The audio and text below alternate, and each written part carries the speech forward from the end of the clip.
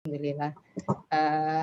Assalamualaikum warahmatullahi wabarakatuh. Waalaikumsalam. Alhamdulillah, alamin, wassalatu wassalam ala isrofil anbiya wal mursalin wa ala alihi washabihi ajmain amma ba'du.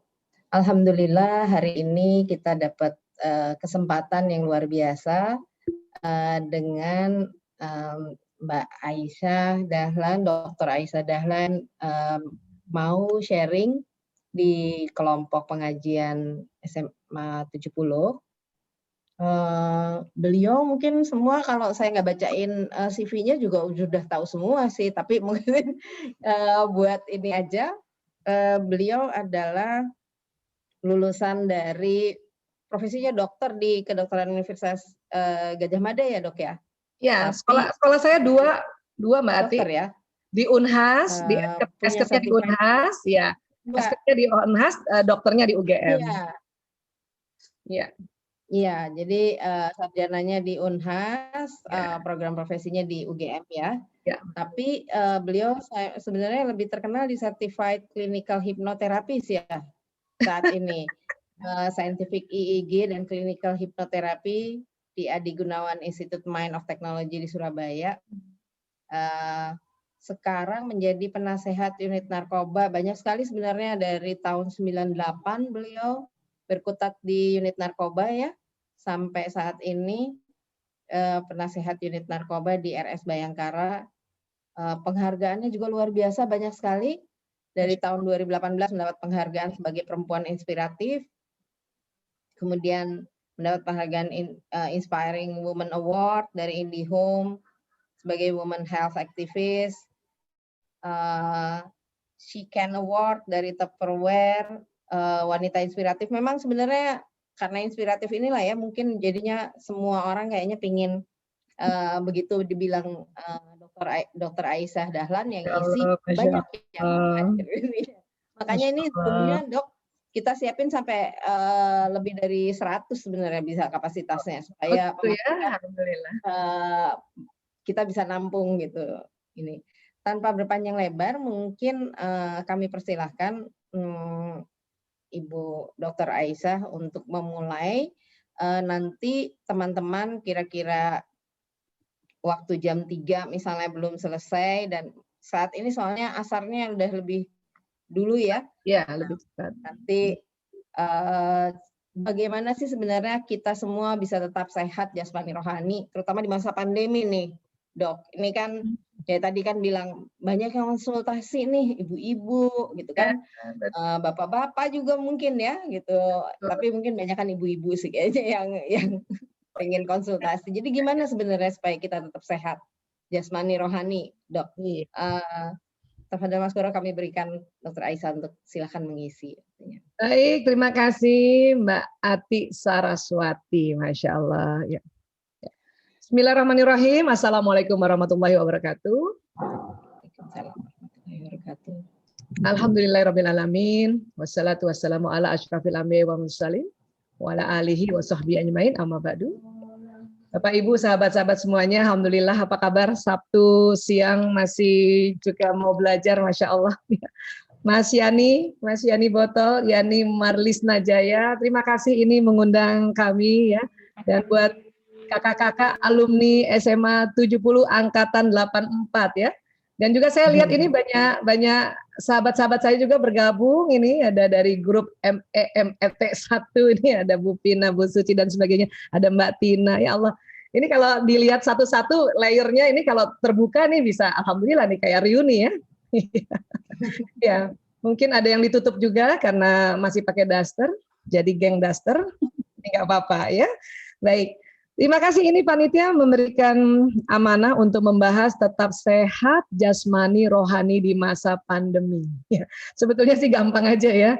Kita yang penting jaga kebersihan, jaga kesehatan, jaga pikiran dan jaga perasaan.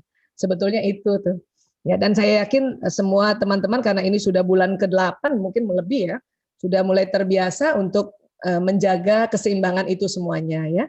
Namun mungkin saya ada tambah sedikit hari ini ya, mungkin juga teman-teman ada yang sudah pernah dengar juga. Dan Mbak Ati, saya karena biasanya ngomong tentang otak, jadi mohon izin kita share screen boleh ya? Boleh, Ya, monggo, monggo. Ya, mudah-mudahan sudah. Oh ya, sudah jadi co-host. Oke, baik. Sebentar, saya setting dulu.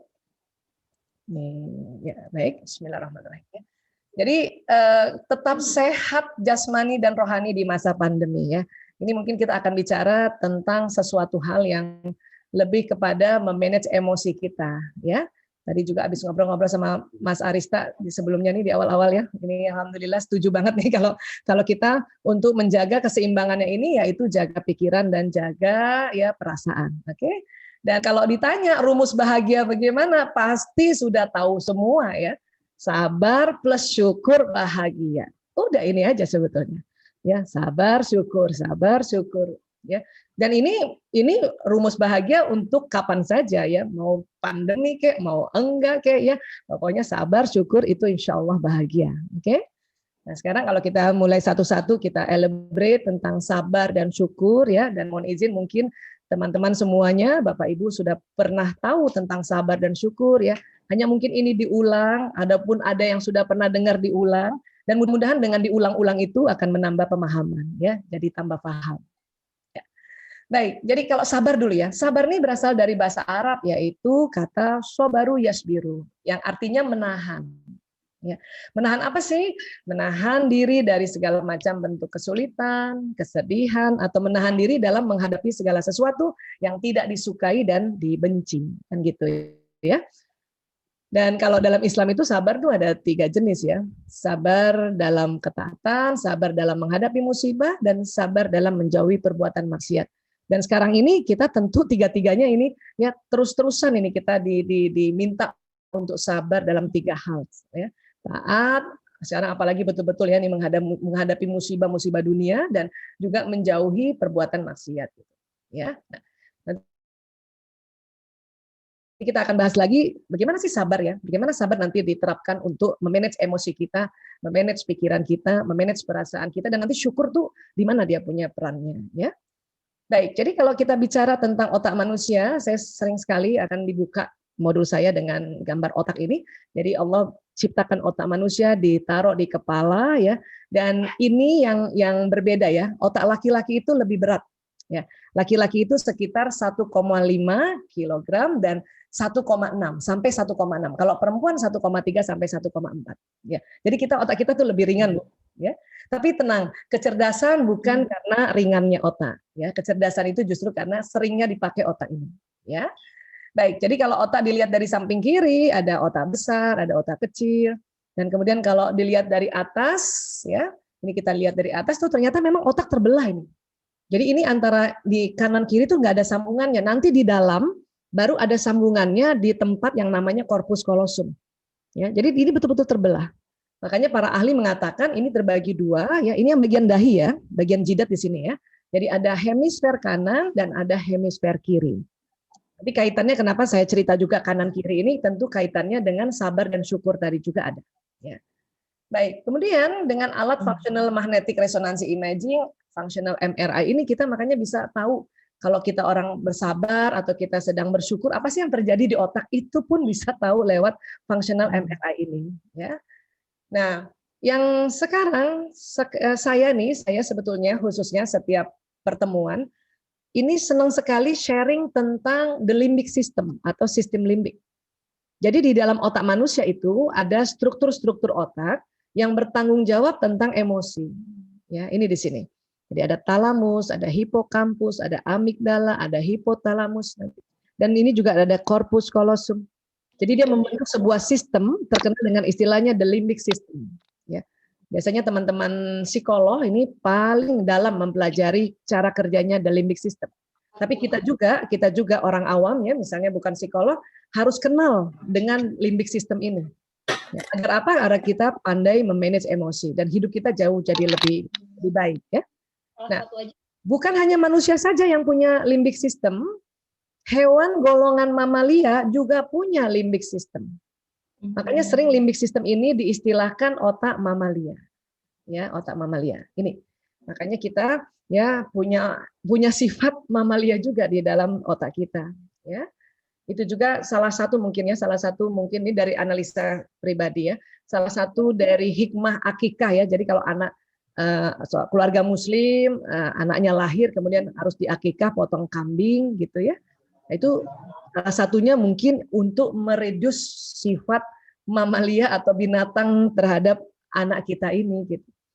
Terlambangkan dengan memotong kambing. Laki-laki 2 kambing, perempuan 1 kambing ya. Kenapa laki-laki lebih banyak kambingnya? Itu tadi karena otak laki-laki lebih besar.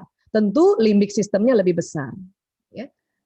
Boleh diganti ayam nggak? Ya nggak boleh. Karena kan ayam bukan mamalia ya. Jadi tetap harus kambing. Ya. Saya sedikit sharing Mbak Ati ya. Kan saya ngurus narkoba nih sejak tahun 98 hingga sampai sekarang ya. Itu main profesi saya itu adalah penanggulangan narkoba ya. Banyak anak yang pakai narkoba dan bandel banget. Terus nanti kalau saya tanya, udah akikah belum kamu? Ya, dia bilang belum. Gitu. Jadi makanya saya biasanya salah satu kalau dia keluarga muslim, bapaknya suruh akikah anaknya walaupun udah gede. Kadang-kadang umur 45 tahun pakai narkoba, tanya orang tuanya, Pak udah akikah belum anaknya? Belum Bu Aisyah. Dulu waktu itu nggak ada uang. Pak sekarang diniatin ya Pak ya? Diniatin, nanti insya Allah ada rezekinya tuh akikah ya. Kenapa? Itu sifat binatangnya itu ditemukan dengan narkoba makin jadi. Karena narkoba itu nanti bermainnya di limbik sistem. Dia mengganggu limbik sistem. Ya, makanya ya biasanya salah satunya adalah itu ya, makanya hikmah dari akikah itu salah satunya itu. Ya. Baik. Nah, jadi kalau kita lihat limbik sistem itu di otak kita, dia persis di tengah, kemudian itu strukturnya kayak gini ya. Dan inilah nanti akan keluar secara hormonal kalau kita happy, kalau kita ya bahagia atau kita macam-macam ya, ini hormon-hormon akan keluar ya. Dan kemudian kalau kita belajar tentang beberapa jenis emosi yang ada di limbik system, ini kurang lebih ada sekitar 10 ya. Sebetulnya ada beberapa ahli manajemen emosi, dia lebih detail lagi. Saya ambil 10 saja. Ini perpaduan dari sumbernya dari Mas Erben Sentanu, Quantum Ikhlas, dan kemudian Profesor David Hawkins, dan kemudian saya masukkan juga di dalam konsep hawa nafsu. Ya. Jadi ini kita semua ada nih level emosinya. Mulai dari apati sampai yang pencerahan, enlightenment. Jadi pencerahan itu ternyata jenis emosi gitu. Nah, kalau digabungkan dengan ilmu nafs ya, jadi 3 yang di bawah ini dikategorikan nafsu lawamah, nafsu yang berlara diri gitu. Gua mah nggak bisa apa-apa, gua mah hanya gini doang. Nah, itu ada di sini berarti. Ya, kemudian 3 ini lust, anger, pride ya. Lust ini kita boleh artikan buru-buru ya. Buru-buru yang bukan semangat ya, buru-buru karena ketakutan atau buru-buru karena plus marah, itu kita sebutnya lust ya. Itu kategorinya nafsu amarah. Dan kita tahu juga nafs juga bukan yang negatif saja ya, nafs juga ada yang positif yaitu mutmainnah. Dan itu ya kalau kita padukan dengan klasifikasi emosi oleh para ilmuwan, itu ya mulai dari courageous ini sampai ke enlightenment. Ya. Nah, ini. Dan ini nggak bisa hilang, dia ada di otak kita. Yang hanya bisa adalah kalau pas lagi turun ya, cepat-cepat naik. Ya, pas lagi turun lagi cepat-cepat naik gitu.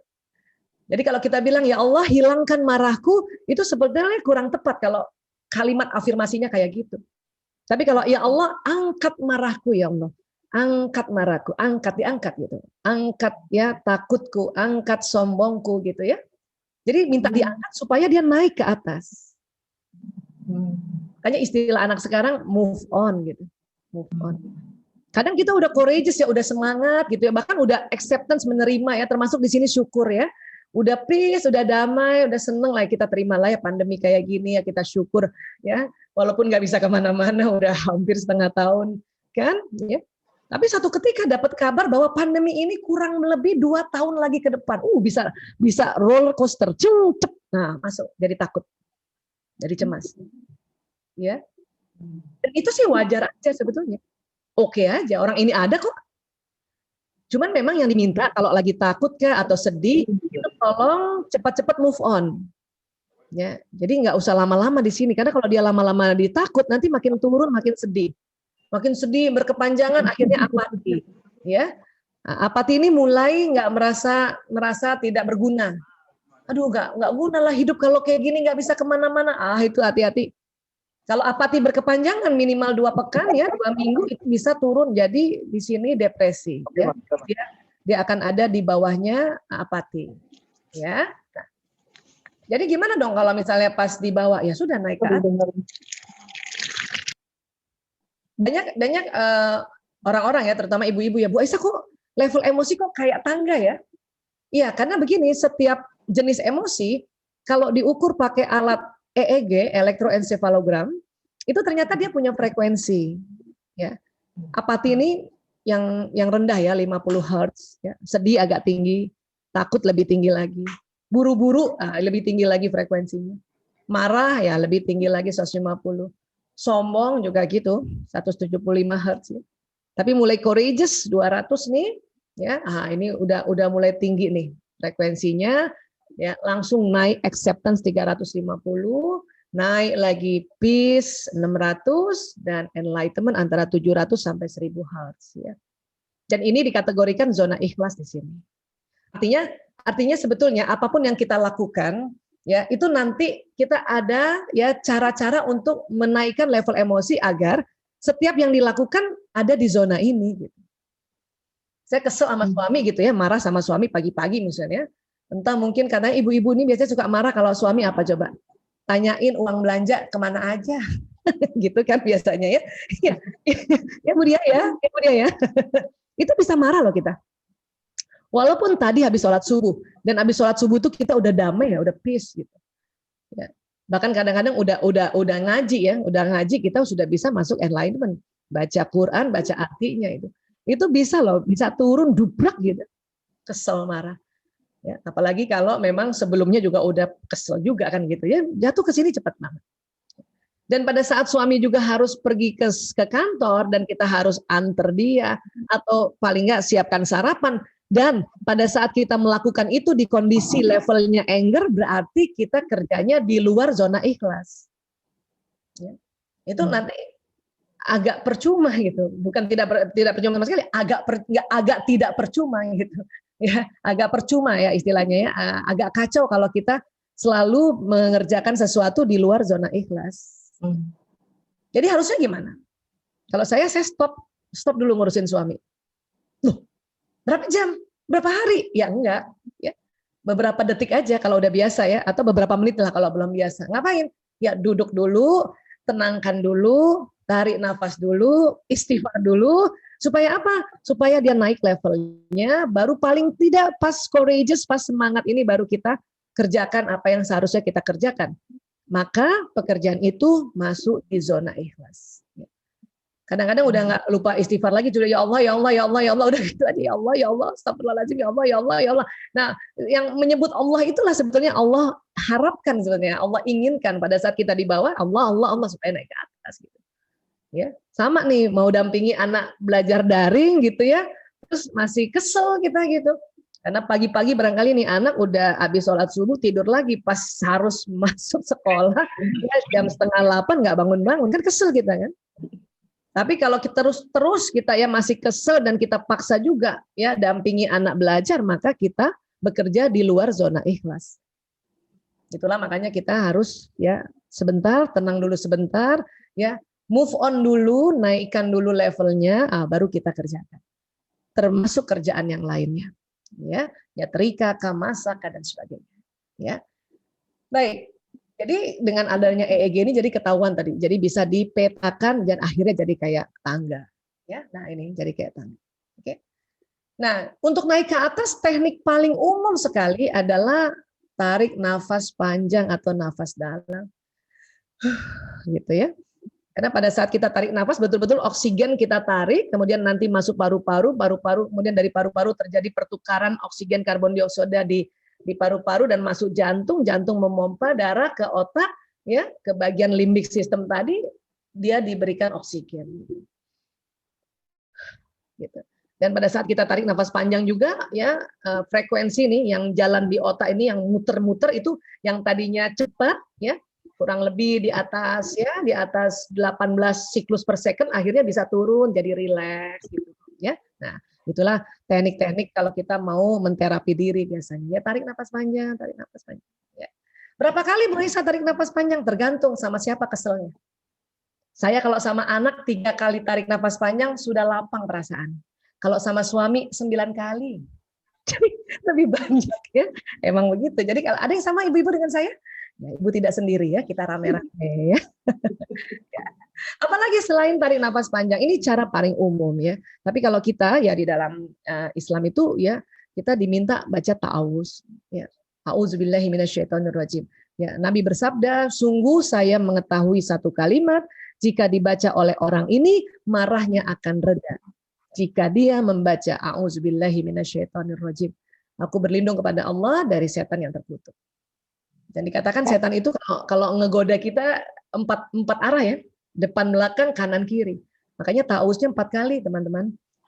Kalau baru 1 kali, dia baru tameng di depan. Dia masih bisa goda di belakang, kanan, kiri. Ya. Apalagi selain ta'awuz, Bu Aisyah, istighfar, jelas istighfar. Astagfirullahaladzim. Kok gampang ya? Oh iya. Memang udah gampang diajarinnya. Ya. Hanya makanya hari ini saya yakin teman-teman semua sudah lakukan. Tinggal kita ulang lagi, supaya dia jadi habituasi, jadi habit, dan jadi auto istighfar ya, jadi nggak pakai mikir-mikir ya. Dan banyak sekali keutamaan fadilah istighfar, namun kita ambil satu hadis ini saja sudah 3 keutamaannya. Siapa saja rutin membaca istighfar, maka Allah akan memberikan solusi atas setiap kesulitannya, penyelesaian bagi setiap permasalahannya, dan dia akan memberinya rezeki dari jalan tak terduga. Wah, keren ya. Kalau kita anggap sekarang ini sulit ya, kesehatan fisik terganggu, kesehatan mental terganggu, kita disuruh ya rutin aja baca istighfar. Karena dijanjikan oleh Rasulullah ini Allah akan memberikan solusi atas setiap kesulitan. Dan kalau kita anggap ini masalah nih sekarang ini ya, kumpul sama anak kelamaan, kumpul sama suami kelamaan misalnya ya, dan itu dianggap masalah, udah istighfar aja. Istighfar aja, nanti akan diberikan penyelesaian bagi setiap permasalahan. Dan kalau kita anggap sekarang rezeki ini lagi terhambat ya, misalnya rezeki kesehatan kan, rezeki sekolah ya misalnya ya, karena semuanya lewat daring, bahkan rezeki yang benar-benar materi, maka kita diminta baca istighfar, ya, baca istighfar, rutin baca istighfar, oke? Baik, dan apa ya? Ini dia Al-Baqarah 153 ya, Bismillahirrahmanirrahim, ya ayyuhallazina amanu sta'inu bis-sabri was-shalah, innallaha ma'as-sabirin. Ya.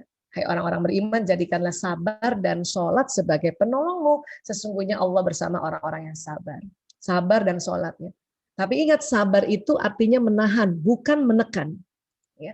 Selama ini kita, ya, kalau kita marah, kita anggap sabar, padahal kita menekan.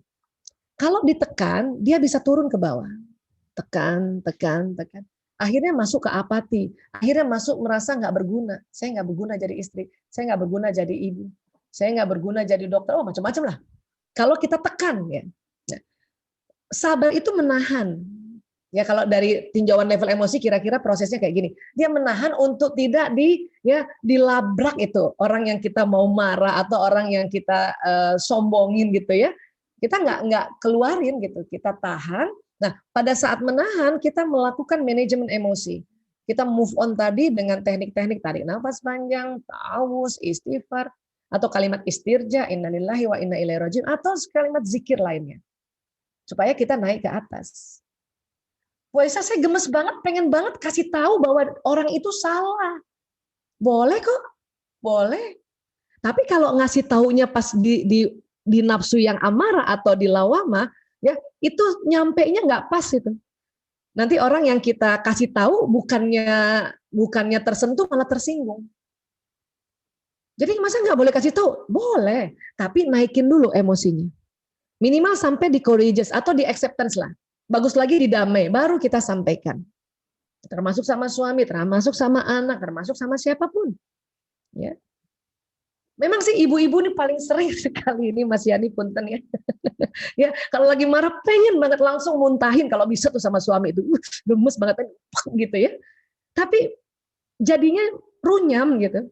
Jadinya runyam. Saya juga pernah coba kayak gitu dulu ya sebelum banyak belajar tentang manajemen emosi.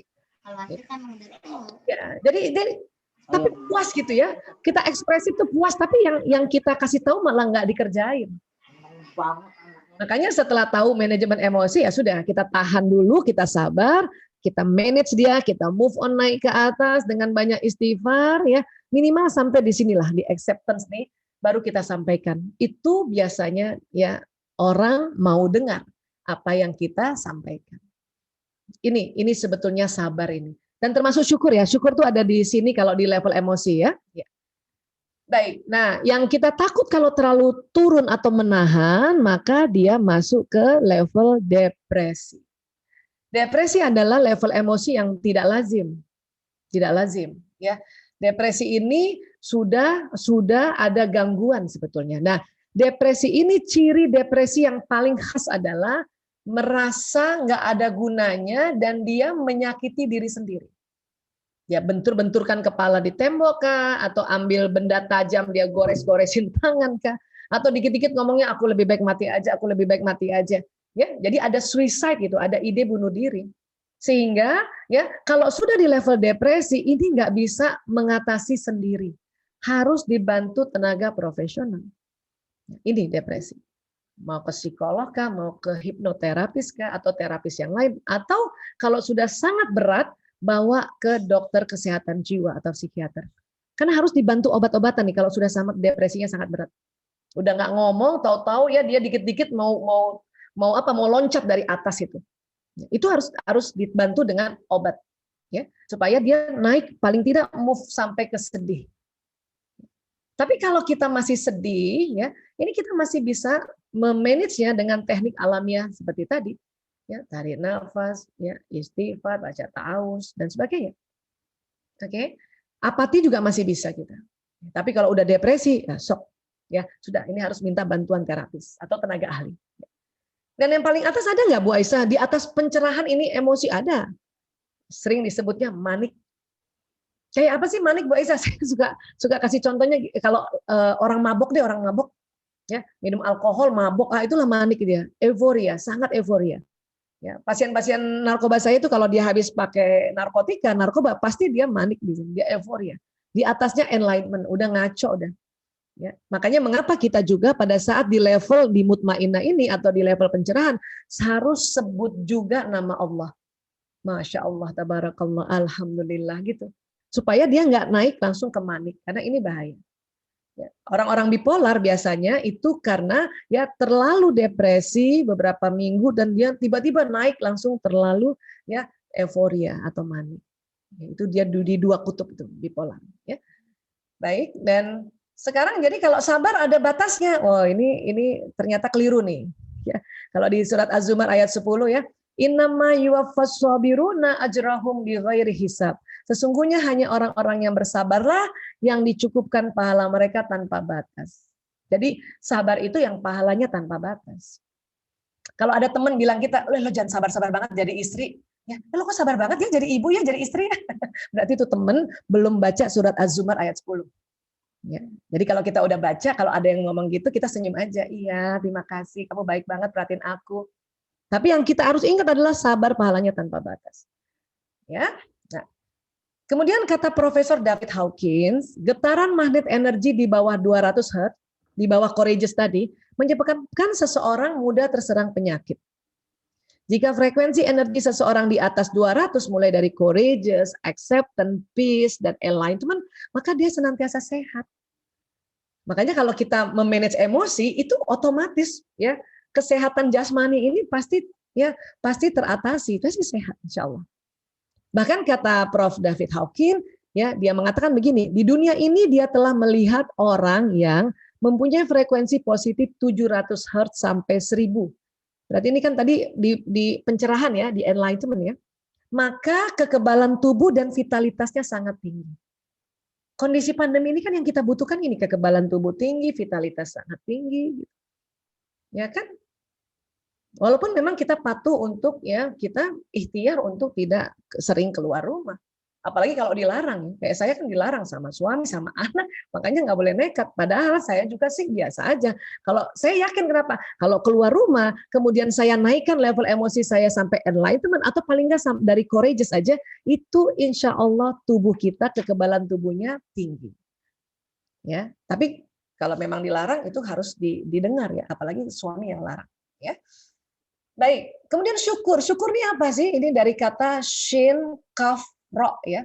Secara bahasa kata ini bermakna menerima, memuji, membuka, menampakkan, menyingkap dan menunjukkan.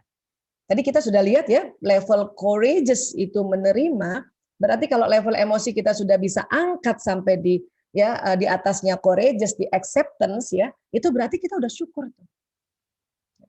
Bahkan tentu ya syukur ini tentu kita memuji, ya, tentu yang dipuji ya Allah langsung ya gitu. Ya. Kemudian membuka, menampakkan, menyingkap dan menunjukkan. Ya. Ya, jadi perasaan syukur tuh gimana sih? Kalau kita supaya ada perasaan syukur itu gimana ya? Tetap pertama harus dilafazkan. Pengucapan dengan lisan alhamdulillah, alhamdulillahirabbil alamin, alhamdulillah wa syukurillah, masya Allah, tabarakallah itu. Jadi memang harus dilafazkan. Ya. Kemudian nanti pengakuan dengan kolbu. Nah, nanti kita perdalam tentang kolbu apa ya. Kemudian apalagi nanti akan ada pengamalan dan pemanfaatan nikmat tersebut melalui anggota tubuh. Tapi memang dilafazkan dulu. Kenapa harus begitu? Ya karena tubuh kita ini ya dari indera-indera di luar ini ya yang dia masuk ke dalam tubuh, apa yang didengar, apa yang dilihat, apa yang diucapkan dan apa yang dilakukan masuk ke dalam tubuh itu lewat sistem saraf. Sistem saraf. Ya, bisa masuk ke sistem saraf dan kemudian naik ke otak dan juga nanti masuk sistem saraf dan dia turun ke seluruh tubuh, itu bisa. Kenapa? Karena sistem saraf ini kerjanya kayak kabel listrik. Ini neuron nih ya, ini panjang-panjang. Yang jalan di sumsum tulang ini namanya sistem saraf pusat. Ya, walaupun nanti persis di ujung sekali tetap pusat namanya itu. Nanti keluar dari sumsum tulang ini sistem saraf ke seluruh tubuh. Ini kayak kabel listrik. Kerjanya cepet banget. Jadi kalau kita bilang alhamdulillahirabbil alamin, itu jalan tuh alhamdulillahirabbil alamin, dia naik ke atas, naik ke turun lagi ke bawah. 240 km per jam. Cepet banget ya. Alhamdulillah gitu ya. Atau misalnya kita lagi kesel, marah, astagfirullahaladzim, astagfirullah, istighfar kan gitu ya. Dia cepet banget, dia naik ke atas sehingga apa? Level emosi naik minimal ke courageous atau semangat tadi, dari otak jalan ke bawah 320 km per jam. Cepet banget. Nah, terus tadi udah di lisan, sekarang pengakuan dengan kolbu. Ini gimana maksudnya? Jadi pada saat kita ucapkan hamdalah, alhamdulillah, ya Allah, alhamdulillah. Itu jalan ya? Dia kan jalan nih. Nah, selain nanti dia ke otak, sistem saraf ini ya masuk ke dalam rongga dada, kemana? Jantung. Jantung. Nah, sekarang ya ditemukan oleh para ilmuwan dan disepakati oleh ilmuwan dan juga para ulama yang belajar sains ya. Mereka mensepakati bahwa kolbu itu jantung. Dan kemudian setelah perasaan syukur diucapkan dengan lisan, kemudian nanti ini kan masuk di dalam kolbu kita nih, pengakuan dengan kolbu, maka nanti pengamalan dan pemanfaatan nikmatnya itu melalui anggota tubuh nih. Jadi memang lisan dulu, lisan diikat kolbu, nanti kolbu ini kirim pesan ke seluruh tubuh. Kolbu ini juga ada frekuensinya. Frekuensinya juga lebih kuat dari otak malah. Dia memberi pesan pada sel-sel tubuh. Ya, tentu lewat proses kimiawi ya. Dan juga ada sistem saraf ini. Yang nanti akhirnya tubuh kita ini ya karena bersyukur dapat nikmat, makanya kita melakukan perilaku-perilaku tertentu. Ya. Dikasih sama suami misalnya cincin gitu ya. Kita kan bersyukur ya alhamdulillah ya Allah dikasih cincin. Waktu kita bersyukur itu kan nanti masuk di kolbu kita ya. Dan kolbu kita akan kirim ke sel-sel tubuh, itu cincin dari suami lo, ya. Makanya nanti perilaku kita apa? Kita melakukan sesuatu gitu, kita simpan baik-baik cincin itu. Kadang-kadang simpan baik-baik, saking baik-baiknya kita lupa di mana saking baiknya itu ya. Nah, itu tadi. Jadi ada kaitannya lisan, kolbu dan perbuatan ini. Ya, ini bersyukur. Ya. Jadi kolbu yang mana? Kolbu ini jantung. Ya. Walaupun nasnya nanti di Quran banyak dan selalu rata-rata dikatakan ya fis sudur di dalam rongga dada. Ya. Kalau di dalam hadisnya Rasulullah ya Ini kan yang populer banget ya. Al-a wa inna fil jasadi mudghah, mudghah ya. Idza salahat salahal jasadu kulluhu wa idza fasadat fasadal jasadu kulluhu. Al-a wa hiya qalbu. Ya. Ketahuilah sungguh di dalam tubuh itu ada segumpal daging, jika daging itu tersebut baik, maka seluruh tubuh baik. Jika rusak, maka seluruh tubuh rusak. Ketahuilah segumpal daging itu adalah qalbu. Banyak sekali sebetulnya hadis ini langsung mengartikan segumpal daging itu adalah hati. Ya. Kalau saya lebih suka ya tidak diartikan hati, qalbu. Kenapa? Karena ternyata qalbu itu kalau hati yang dimaksud lever itu berbeda ternyata. Ya. Dan kemudian kata Imam Al-Ghazali, qalbu adalah daging yang bersuhu panas, berbentuk kusam, berada di sisi sebelah kiri dada, di dalam isinya ada rongga yang berisi darah hitam sekali. Gitu. Nah kalau begitu, kalau yang di rongga dada itu, ya secara anatomi itu paru-paru dan jantung.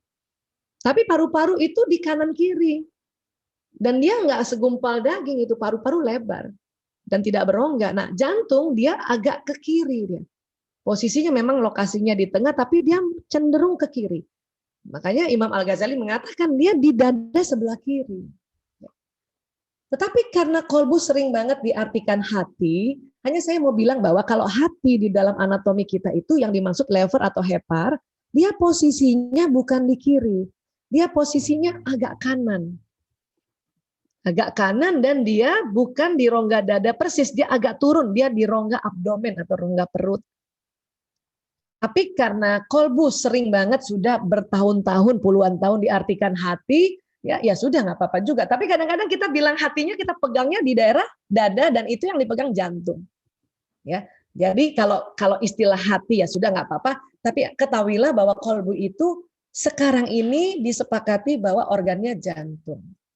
Ya untuk sementara ya. Ya. Tapi nanti ya kalau ada penelitian lagi gimana Bu Aisyah? Tetapi sekarang lebih cenderung ke jantung itu lebih kuat. Makanya bahasa Arab juga qalbu itu jantung, hati itu kibdun. Ini loh hati ya. Oke. Nah, jantung itu sebetulnya apa sih kerjanya? Oh, luar biasa. Dia organ pemompa darah ke seluruh tubuh. Bahkan duluan jantung dibentuk pada saat kita di dalam rahim itu waktu jadi embrio itu, jantung duluan dibentuk, baru otak. Bahkan sebelum ruh dikirimkan, ditiupkan, di hari ke-21 itu jantung udah kerja. Ya, sudah kerja, sudah kirim darah ke seluruh tubuh, ya. Dan apalagi tahun 91 penelitian Dr. J. Andre Armour dari Montreal, Kanada, ya ini mulainya 91 ya sampai terus sampai tahun 2000 penelitian dari Lituania, Neringa, Pauzier dan kawan-kawan itu ditemukan bahwa di jantung ini ada sel otaknya, ada neuronnya, ya. Dan dihitung jumlahnya kurang lebih 40.000 neuron. Ini tadinya para ilmuwan itu mendapati sel neuron itu hanya di otak manusia aja dan jumlahnya sekitar 100 miliar. Satu neuron ini kerjanya kayak satu komputer yang tercanggih di zamannya. Kalau saya ya punya juga 100 miliar, cuman saya kan lahirnya tahun 68 gitu ya. Ada teman-teman barangkali yang lahir tahun 80-an, nah itu juga 100 miliar tapi lebih canggih dari kita yang tahun 60-an lahir. Anak-anak kita yang lahir tahun 2010, 2011 dan sebagainya, dia juga punya 100 miliar tapi lebih canggih. Apanya lebih canggihnya? Daya tampung memorinya. Ya. Membuat plasticity-nya ini lebih canggih anak-anak ya era sekarang. Makanya kita nggak boleh menghina anak-anak era baru ya. Dia marah itu. Kalau dibilang generasi gallowers, generasi mecin dan sebagainya, ya. Dia lebih canggih loh. Kalau komputer ini RAM-nya dia lebih banyak kalau anak-anak yang baru lahir ya. Baik. Nah, jadi di otak ada 100 miliar neuron, di jantung ada 40.000. Dan dia persis kerjanya kayak neuron yang di otak. Apa kerjanya? Ya. Jadi sistem saraf pada jantung atau otak jantung memungkinkan jantung untuk belajar, mengingat, dan mempengaruhi bagian korteks pada otak untuk membuat keputusan fungsional independen. Artinya kalau jantung kita ganti kolbu ya, sistem saraf pada kolbu atau otaknya kolbu memungkinkan kolbu untuk belajar, mengingat, dan mempengaruhi bagian korteks pada otak untuk membuat keputusan fungsional independen. Artinya kalau kita selama ini berpikir bahwa pada saat kita menghadapi suatu kondisi, suatu masalah, kemudian kita mempertimbangkan dan mengambil keputusan, kita selama ini berpikir itu kerja otak. Padahal itu ada sumbangsi atau kontribusinya dari jantung. Jantung memberi pesan. Artinya kalau kolbu kita ini lebih banyak isinya 40.000 neuron ini ya, dan tersambungnya itu nggak cuma 40.000 ya. Satu neuron itu bisa potensinya 20.000 sambungan. Ya, satu neuron. Nah, jadi probabilitasnya berapa tuh 40.000 dengan satu itu 20.000. Kalau dari kecil kita isi ini dengan sambungan atau memori-memori kebaikan, maka jantung ini, kolbu ini bisa kirim pesan ke otak tentang hal-hal yang baik. Supaya apa? Supaya mengambil keputusannya baik. Dan dia juga bisa buat memori nih. Makanya kalau transplantasi jantung, ya kita ambil jantung orang, jadi namanya jantung donor dan kita pakai, maka perilaku kita itu ya bisa seperti jantungnya si donor itu tuh, ya perilakunya donor. Banyak sekali itu penelitian-penelitian dari orang-orang dokter jantung yang berhasil mentransplantasi, dia lihat kok perilakunya berbeda ya.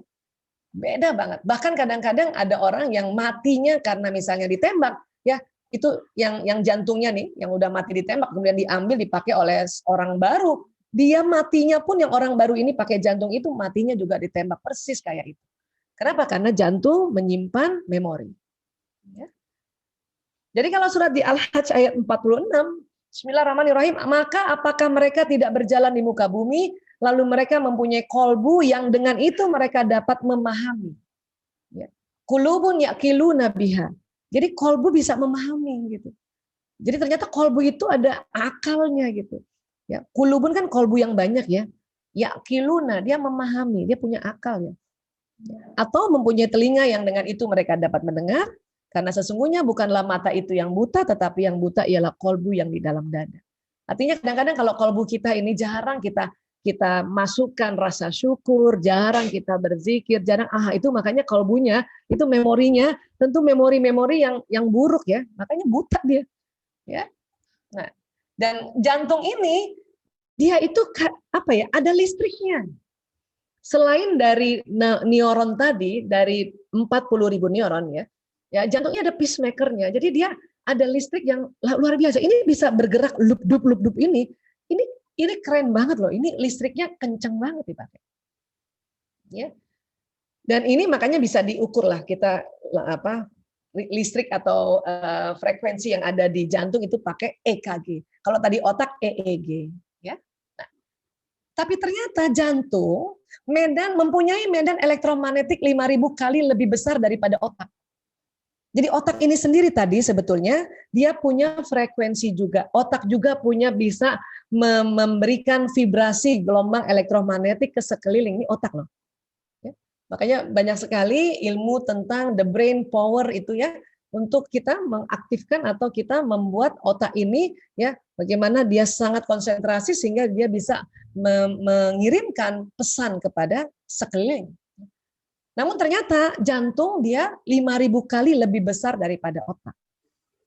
Dan juga jantung juga nanti punya kemampuan setiap ada pesan yang masuk ke jantung itu ya dengan amplitudo yang sekitar 60 dia kirim ke sel-sel tubuh itu pesannya. Itu makanya kalau kolbunya ini buruk, makanya seluruh jasad buruk. Karena kolbu ini bisa memberikan pesan lewat gelombang elektromagnetik ini. Tapi kalau kolbu ini diisi yang baik-baik, maka jasad itu jadi baik. Ya. Masih ada kesempatan, masih banget sampai mati masih ada kesempatan untuk isi kolbu kita yang baik-baik. Dengan apa Bu Aisyah? Itu tadi dengan dilafazkan, dengan melihat, dengan mendengar, dengan mengerjakan sesuatu yang baik-baik. Ya. Makanya ya selain dia memberi pesan kepada sel tubuh, ini juga jantung gelombang elektromagnetiknya itu dia juga berpancar, dia bisa keluar dari tubuh kita. Ya, ini diukur ya paling rendah, paling pendek. Ini diukur dengan magnetometer, jaraknya lebih 3 meter dari badan fisik, depan, belakang, kanan, kiri. Ya. Itu yang bisa diukur ya, karena ada juga beberapa kondisi nggak bisa diukur karena saking magnetometernya nggak nyampe. Ya. Dan kata Dr. Rolin Maikrati bersama teman-temannya ya dari Institute of Hermet, ini kerjasama UK Saudi Arabia, Vibrasi gelombang elektromagnetik jantung dapat mengirimkan pesan kepada aktivitas otak dan jantung orang lain. Ini yang namanya kontak batin. Selama ini mungkin kita selalu bilang ya, aduh saya kontak batin ya. Saya kontak batin sama Mas Yani, saya kontak batin sama Mbak Suci di Lembang, walaupun jauh gitu. Itu karena kita mengirimkan pesan itu. Ya. Jadi kolbu kita bisa ngomong sama kolbunya orang, bisa ngomong juga sama pikirannya. Keren banget. Terutama orang yang sekitar kita ya, terutama anak, pasangan hidup. Orang-orang yang kita cintai, orang-orang yang kita sayangi. Wah, keren banget. Dunia ini tidak pernah diam meskipun dalam keheningan selalu bergetar dalam vibrasi yang tidak tertangkap panca indera. Ya, ini quotes-nya Albert Camus, seorang sastrawan Aljazair. Kenapa dia rasa memang vibrasi ini, walaupun tidur vibrasinya nyala terus. Meninggal kita baru tuh vibrasi kita pergi semuanya itu ya. Ya, elektromagnetik kita pergi kembali pada Allah. Ya. Jadi tubuh manusia ini, jadi kalau kita gambarkan secara garis besar ya, tubuh manusia itu ada yang disebut badan seluler. Ini biasanya dipelajari oleh kedokteran barat, dan ternyata ada juga badan bioplasmik. Ini biasanya kajiannya di kedokteran timur ini. Ya, tadi dilihat dikatakan dari apa paling kuat ini gelombang elektromagnetik yang dari jantung. Setelah itu otak, setelah itu seluruh tubuh. Dari mana keluarnya Bu Aisyah seluruh tubuh ini begini kok bisa ya ada sinyalnya? Bisa. Ada yang disebut pembuluh meridian. Yang kalau kita di kedokteran barat yang kita pelajari itu pembuluh darah. Pembuluh darah terbagi dua, arteri, vena. Pembuluh saraf, pembuluh kelenjar getah bening. Tapi ada satu pembuluh lagi, memang dipelajarinya ini pakai dari kedokteran tinjauan, kedokteran timur ini. Makanya disebut pembuluh meridian. Ya, tapi ini udah diteliti banyak hal ya. Dan ini ada di mana pembuluh meridiannya? Di bawah kulit subkutis. Bentuknya apa Bu Aisyah? Dia kayak bulat-bulat, kayak ada pintunya. Dan uniknya itu bulat-bulat itu ya, dia selalu berputar pintunya. Dan dia berputarnya selalu ke kiri. Kayak orang tawaf gitu. Dia kadang putarnya lambat, kadang putarnya kenceng. Ya, kalau putarnya kenceng berarti gelombang yang keluar itu akan vibrasinya kenceng banget gitu. Kalau lagi lambat ya itu tadi lambat gitu. Ya. Nah, dari mana gelombang itu? Ya dari makanan minuman. Diproses di mana? Di sel. Sel ini ada di mana? Sel ini ada di seluruh tubuh dari ujung rambut sampai ujung kaki, triliunan. Dan ucapan kita tadi rasa syukur ya Allah, alhamdulillah ya Allah, terima kasih ya Allah, ya gitu ya, alhamdulillah ya Allah, pandemi aja masih ada, rezeki ya Allah. Nah itu kita ngomong gitu ya, jalan di badan, masuk ke jantung pompa ke seluruh tubuh, bilang sama sel-sel, ya, dan juga sistem saraf yang lain ngomong sama sel bahwa kita bersyukur karena walaupun pandemi masih aja ada rezeki yang datang sendiri ke rumah. Dan maka badan kita ini jadi sehat, jadi optimis, jadi bahagia. Dan pesan itu tidak sampai saja di badan seluler, tapi dia bisa keluar, didorong atau di broadcast oleh badan bioplasmik. Makanya kalau saya bikin ilustrasinya kira-kira begini nih. Jadi apa yang kita pikirkan, kita rasakan, kita ucapkan, kita lihat ya, itu jalan di badan. Nanti pesannya keluar lewat pembuluh meridian. Ada 7 pintu pembuluh meridian yang utama. Ya, dari 7 itu yang paling utama di bagian dada, di bagian jantung. Ya, dan dia berputar ke kiri dan dia mengeluarkan vibrasi gelombang elektromagnetik. Jadi seseorang ini bisa sangat mempengaruhi lingkungannya gitu. Kalau dia syukur, maka itu terasa di sekelilingnya tuh senang. Dia bahagia. Tapi kalau sebel, wah sekelilingnya enggak. Dan pada saat kita berdoa, vibrasi gelombang itu akan jauh lebih panjang lagi. Lebih panjang, dia tembus dinding kamar kita, tembus dinding rumah, tembus jalanan, tembus kota, ya, tembus mana aja. Ya, makanya sampai di mana juga bisa, ya. Nah, dan kemudian kita tahu juga nih, ini hukum yang udah sering banget diteliti ya. Law of attraction. Saat Anda berperasaan dan berpikir tentang sesuatu, maka energi perasaan dan pikiran akan mencari dan mencocokkan. Ya. Dan setelah itu apa? Dia menarik hal yang serupa yang berada di alam semesta. Yang bagaimana? Dengan apa yang Anda rasakan dan pikirkan ke dalam kehidupan Anda. Jadi artinya apa? Artinya ya, kalau kita nih, pikiran dan perasaan kita ini sudah betul-betul kita rasakan syukur tadi, setiap apa yang ada kita syukuri, ya. Dan kemudian setiap ada sesuatu yang bikin gak enak kita bersabar, kita naikkan level emosi sehingga kita jadi juga tetap di acceptance bersyukur, maka ya pikiran dan perasaan itu tuh keluar ke alam semesta, dia cari lagi apa yang cocok nih dengan yang sesuai apa yang dipikirkan dan dirasakan. Makanya kalau kita jumpa ke teman-teman yang baik-baik ini, itu karena ya pikiran dan perasaan kita itu cenderung ke hal-hal baik. Oke? Manusia adalah magnet dan setiap detil peristiwa yang dialaminya datang atas daya tarik undangannya sendiri. Saya juga dulu sering ngeluh sebelum tahu ilmu ini, tahu yang tentang daya tarik ini nih, law of attraction itu tahun 2000. Nikah sejak 92 sampai 2000, kesel aja sama suami. Apa yang terjadi? Tambah kesel. Ya, tambah jadi. Untung dulu juga sudah rajin istighfar. Hanya ya nggak tahu kalau ada law of attraction. Perasaan dan pikiran kita ternyata terproyeksi keluar, ya, dan dia ditarik. Jadi dunia ini ada dua, ada law of projection dan kemudian ada law of attraction. Ditarik lagi peristiwa yang persis kayak gitu. Makanya pada saat kita bersyukur, maka akan ditarik apa? Nikmat kembali. Ini. Kenapa? Karena ada bioplasmik ini keluar dari tubuh kita lewat ini nih pembuluh meridian ini. Dan syukur itu kan harus dilafazkan kan? Dilafazkan, kemudian juga dikuatkan di batin, ya, dia jalan ke seluruh tubuh, perilaku kita melakukan hal tersebut, dan apa yang terjadi? Terbroadcast lewat badan sistem meridian ini ke alam semesta, maka nikmat yang akan ditarik. Kebalikannya pada saat kita apa? Kufur nikmat ya. Kita ngeluh aja, ngeluh, nggak cepet-cepet move on. Apa yang ditarik? Yang ditarik apa? Azab. Ya. Itulah di surat Ibrahim ayat 7 ya. Bismillahirrahmanirrahim. Wa ista'azzanna ya rabbukum la in syakartum la azidannakum wa la in kafartum inna adzabi lasyadid. Ya. Jadi surat Ibrahim ayat 7 ya, artinya dan ingatlah juga tak kala Tuhanmu memaklumkan. Apa memaklumnya? Sesungguhnya jika kamu bersyukur pasti aku akan menambah nikmat kepadamu. Tadi kita lihat ya, kita syukur ditarik nikmat. Dan juga jika kamu mengingkari nikmatku, maka sesungguhnya azabku sangat pedih. Maka kalau kita ngeluh terus maka itu yang ditarik. Tapi Bu Aisyah, saya kesel banget suami saya nih membuat saya tersinggung. Ya nggak apa-apa juga Bu, boleh juga kok kita kesel, boleh juga kita marah. Cuman sebisanya cepet-cepet move on. Kenapa kalau cepet-cepet move on, maka akan nanti ditarik lagi azab itu. Jadi paling enggak dia rasanya kayak gitu lagi.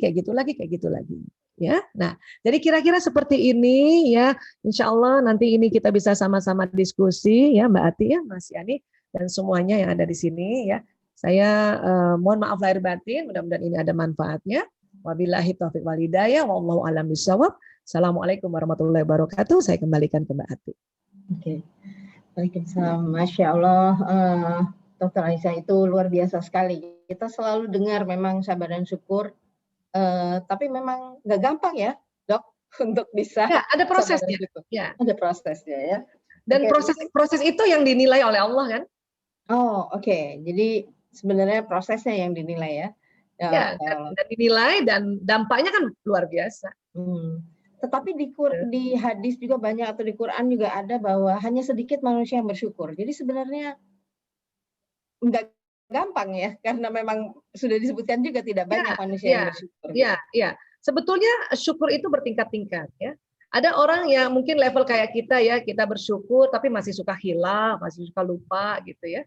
Di atasnya lagi ada levelnya, dan yang tadi yang paling susah bersyukur itu yang disebut tasyakur itu yang sudah mendarah daging syukurnya. Bahkan bencana saja, musibah dia syukuri. Nah, itu yang sedikit itu. Mungkin kita yang masih level-level pertama lah itu ya. Oke. Ya, yashkir. Oke, baik. Sebelum ke tanya jawab, mungkin saya hanya mengingatkan saja untuk teman-teman yang mau melakukan infak, dipersilahkan. ke rekening kas pengajian 7084 Bank Syariah Mandiri 71105596652 atas nama Dia Susi. Monggo nanti insya Allah untuk beberapa kajian-kajian dan kita melakukan ini dipersilahkan siapkan infak terbaik teman-teman. Nah ini saya ada membacakan beberapa pertanyaan yang di chat dulu ya Ustadz ya, ini ya Ustadz ya. Jadi Bu Aisyah aja Mbak Ati. Oh Dokter Aisyah aja. Masih jauh jadi Ustazah mah belum level.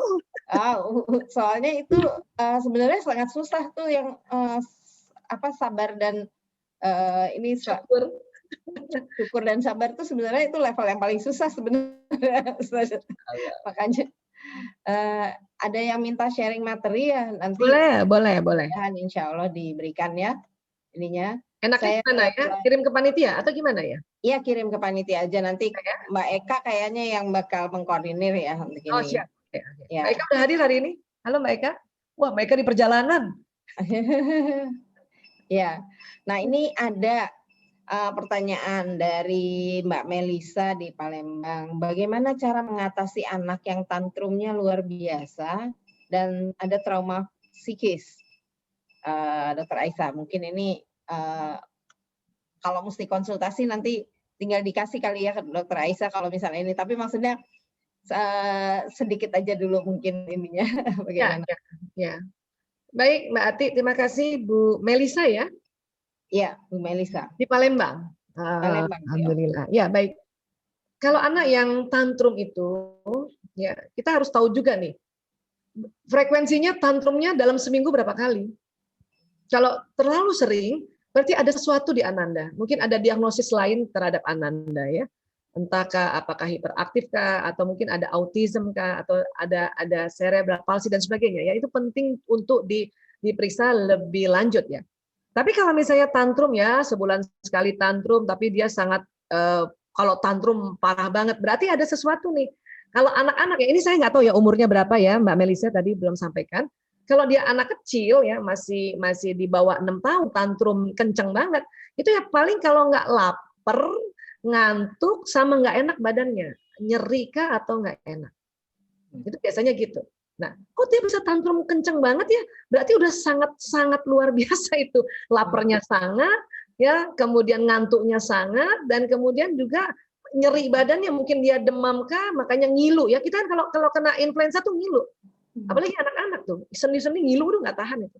Ya. Nah, mungkin dia sudah kasih kode kita orang tua, tapi kita bentar ya nak, sebentar. Apalagi kalau lagi kerja ya, bentar ya nak, bentar ya. Nggak. Dan kalau sudah tantrum ya terpaksa kita hanya bisa ya mencegah dia dari hal-hal yang bahaya gitu. Ya, dia guling-gulingan gitu ya. Kita kalau ada di situ gelas kayak ya singkir-singkirin gitu ya. Biarkan dia guling-gulingan dulu. Bahkan kalau biasanya tantrum yang biasanya karena autism atau dengan diagnosis lain itu udah disiapin matras itu yang untuk bisa digulung supaya dia aman ya. Nah, terus gimana sebetulnya kita sebetulnya kadang-kadang kalau anak tantrum jadi takut kan? Jadi takut dan juga marah. Jadi emosi kita turun tuh ke level fear dan mau buru-buru, lust dan ada anger. Nah, itu kalau nggak cepat-cepat istighfar, dia masuk ke kolbu kita, masuk ke jantung, malah dia memberikan frekuensi itu, dia kirim lagi ke anak.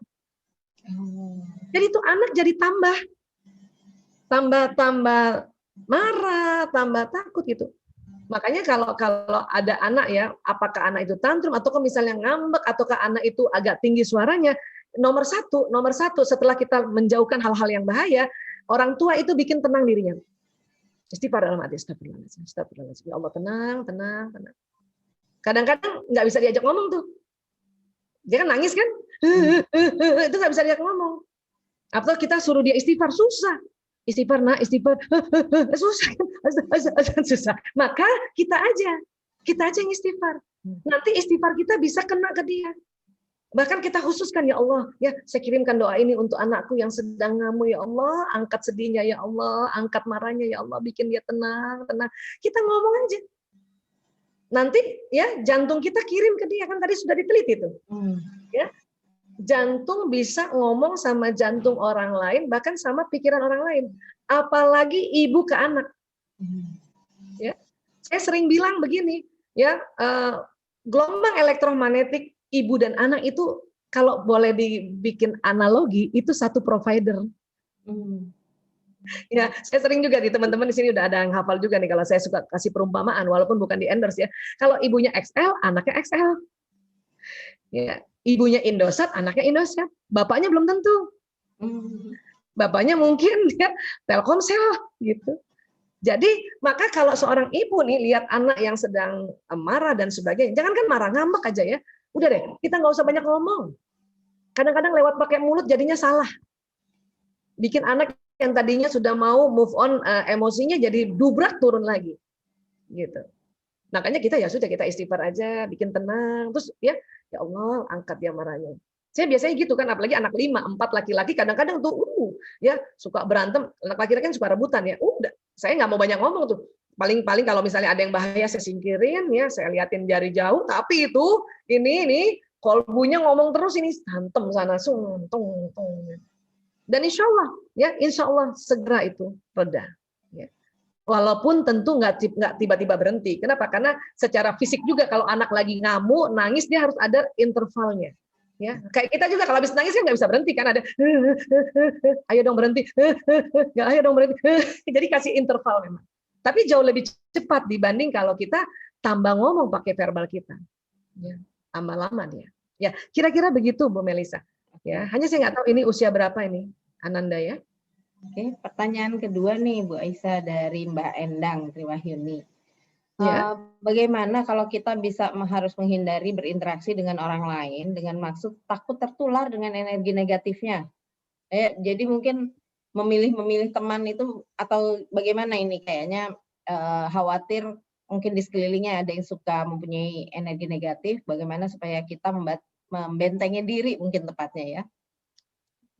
Ya, baik. Terima kasih Mbak Endang. Wah, ini jeli banget nih pertanyaannya.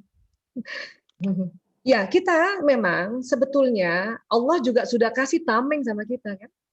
Jadi tuh gelombang elektromagnetik itu berlapis-lapis. Ya, ada yang mengatakan 4 lapis, ada yang mengatakan 7. Lapisan pertama tuh eterik. Ya agak panjang sedikit ya disebutnya astral. Tapi sebelum antara eterik astral ada subastral gitu. Ya. Nanti antara astral ada agak jauh lagi kausal. Antara astral kausal ada subkausal. Nanti dari kausal ada lagi spiritual. Nanti itu jadi ada biasanya ada 7 ya. Kalau kita mau belajar tentang badan bioplasmik. Biasanya kalau di Islam juga ini dipelajarin di ranahnya tasawuf ya. Tapi sebetulnya ini sudah diteliti dan udah bisa dibicarakan secara ilmu. Ya. Nah, kita tuh ada tameng sebetulnya. Jadi kalau kita jalan misalnya ketemu orang yang negatif lagi kesel marah, kalau kita sudah pasang tameng kita nggak kena sama kita. Nah, bagaimana pasang tameng? Pasang tameng itu doa. Makanya keluar rumah harus doa. Bismillahirrahmanirrahim. Wala haula wala quwata illa billahi aliyul azim. Atau kita baca ya ayat-ayat yang untuk meruqyah kita gitu, untuk mentameng kita. Ya. Tapi tentu kalau kita datang ke tempat keramaian, katakanlah ke pasar ya, yang di pasar itu banyak banget orang kesel marah itu, walaupun kita punya tameng tetap jebol juga, kita capek. Karena terlalu banyak. Ya. Makanya biasanya kalau saya pergi ke mall gitu ya, untuk memperkuat tameng kan udah keluar nih, waktu keluar rumah kan udah doa ya. Nah pada saat di mall tetap itu ya nggak boleh lepas zikirnya, karena dia tameng. Kalau nggak capek banget. Apalagi pergi ke rumah sakit, itu bisa ngilu itu kalau misalnya ada yang sensitif kan, ada yang sensitif pembuluh meridiannya itu bagus berputarnya, dia bisa nangkep, terutama bagian kiri ya, nangkep ya sakitnya orang, apalagi kalau lewat bangsalnya CA ya, cancer, widih ikut ngilu badan kita, ya sedihnya itu ketangkap sama kita, ya. Nah, tentu untuk kita melepaskannya tentu kita doa lagi, kita bayangkan, kita buang ya Allah ya, Bismillahirrahmanirrahim, kita buang aja lagi. Kayak gitu kira-kira, ya. Baik, terima kasih. Mudah-mudahan menjawab ya Mbak Endang Triwahyuni. Pertanyaannya bagus. Kemudian ada yang bertanya lagi Mbak Hilmiah di Blitar, Masya Allah di Blitar. Oh di Blitar. Ya. Assalamualaikum Dr. Aisyah. Saya ingin bertanya terkait level emosi. Ya. Kalau seseorang yang temperamen sangat mudah marah dan tersinggung, bagaimana ditinjau dari level emosi yang dibahas Bu Aisyah tadi. Tips untuk menghadapi orang yang bertemperamen itu apa agar kita bisa memberi masukan. Kalau ini rupanya dia pengen ngasih saran ya, masukan terkait dengan pembahasan kalbu. Apakah hati firasat juga sesuatu yang bersumber dari kalbu kita?